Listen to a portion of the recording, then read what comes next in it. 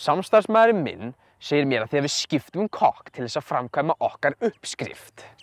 Þið litið blóðmörinn ykkar með matarlit til þess að láta hana líta út eins og vörurnar okkar. Þið hermið eftir okkur undan hverju horni. En nú þá hafið þið tækifærið til að selja hana sjálfir. Hlustaðu á mig. Við ætlum ekki að gefa upp þennan díl, bara til að gerast einhverjir erindisdrengir, skilurðu mig?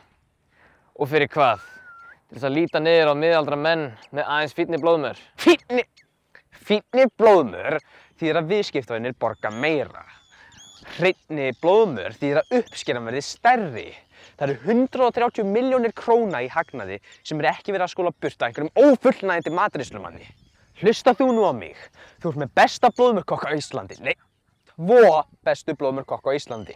Og með okkar hæfileikum þá græðir þú meira á þínum 33% heldur en nokkuð tíman á þínum eigin spýtum. Er það? En ég bara velta það fyrir mér. Af hverju það eru við sem eru svona heppin? Af hverju deila gróðanum með okkur? Hann Mikki er að setjast í helgan stein og hans hluti samstarfsins er laus. Ef að þú getur höndla hans hluta, dreifingu.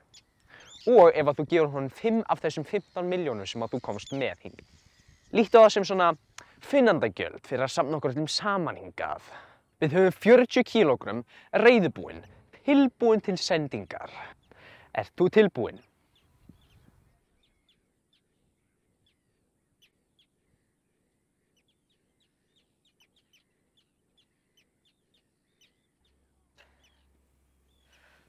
Hver í helvitinu ertu eiginlega?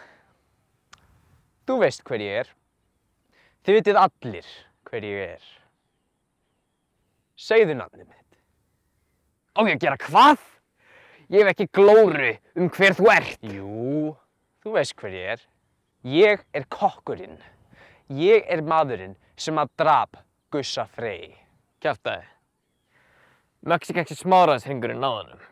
Er það samt?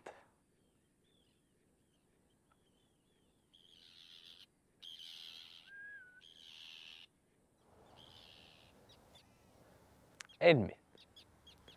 Nú, segðu nafnið mitt.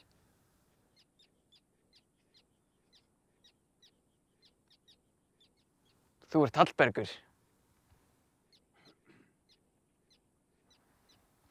Þú hefur gjörsamlega rétt fyrir þér.